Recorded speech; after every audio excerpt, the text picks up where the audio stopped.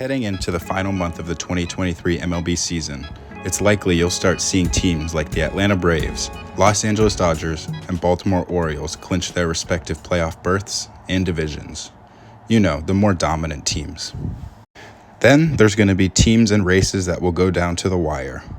Right now, as of September 19th, the day I'm recording this, it looks like that race can be in the NL Wild Card or the AL West, where a cluster of teams stand just a few games apart, and my Giants quickly falling out of it. Think about the 2022 Phillies, who didn't clinch a playoff berth until the final series of the year against the Astros. Dare I even say the 2019 Nationals, who clinched their playoff berth in the final week of the season. Both of these teams played meaningful games down the stretch and ironically made it far in the postseason. It doesn't happen all the time, but it's not rare in baseball. Now let's throw it way back to 2011. The last day of the season saw multiple playoff races go down to the absolute wire, with the eventual champions of that season, the St. Louis Cardinals, being a part of it. The Cardinals sat 10.5 games out of the wild card on August 24th, 2011, just about a month left of the season.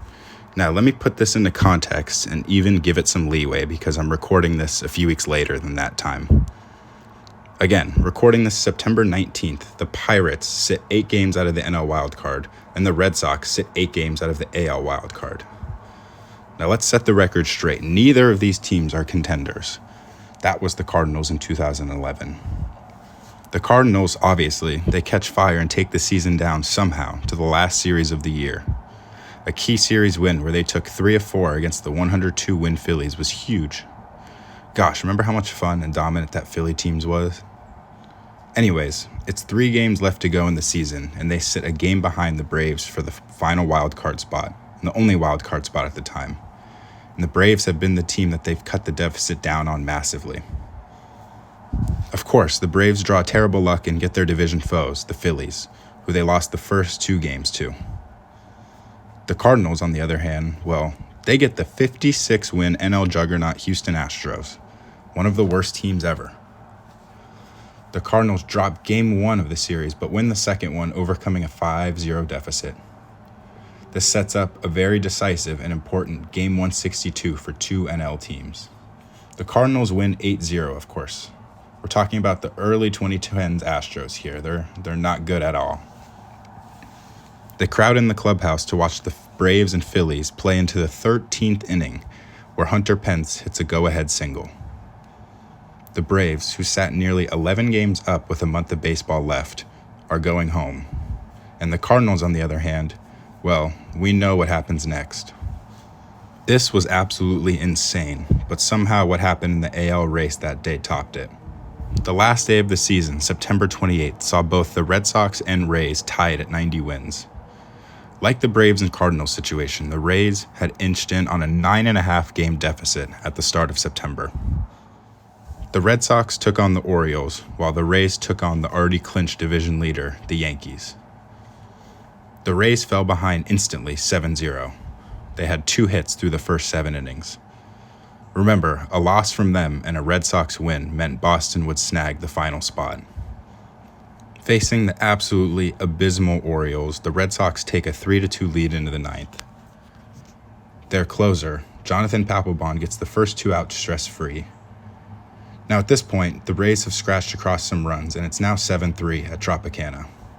Evan Longoria, the Giants legend, hits a 3-run shot in the 8th inning to make it 7-6.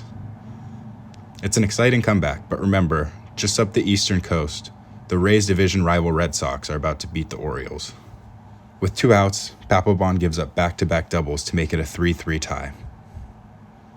Not in any sequential order, but down in Tampa Bay in the bottom of the 9th, Ben Johnson, who hit all but 4 home runs all season, saved his best one for last with a game-tying shot. The Rays, who were down 7 runs just a few innings ago, are now knotted at 7. With the Orioles and Red Sox now also tied, Robert Andino hits a walk-off single to give the Orioles the 4-3 win and a brutal defeat for the Red Sox. I don't even know who Robert Andino is. This was an absolute choke from Boston. So, the Rays and Yankees, well, they're still tied in the 12th inning at 7. The Tropicana fans were just shown the highlights of the Red Sox choking their absolute hearts out, and I swear to God, within just 10 minutes of that Andino walk-off, Longoria, he steps up again.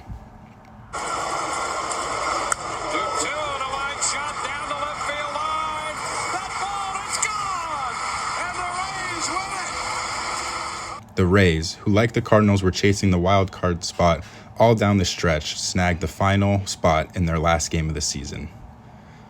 Unlike the Cardinals, however, they do it in probably the most ironically timed downfall and corresponding miracle of all time, thanks to the 2011 Boston Red Sox. Ironically, the next year, 2012, was the year that they added the second wild card in the wild card game in each league, giving even more teams an opportunity to contend. Now, in 2023, 3 wildcard teams from each league make it, allowing even more teams to feel like they're still part of the race and gatekeep their star players because, well, we have a chance, right? No, sorry, you guys never had a chance. I guess what I'm saying with this video is keep your eye out for the little guy. It's not guaranteed that they'll make it far in either of the pennant races, but playing meaningful baseball for a full 162 games can have its perks. Thank you very much.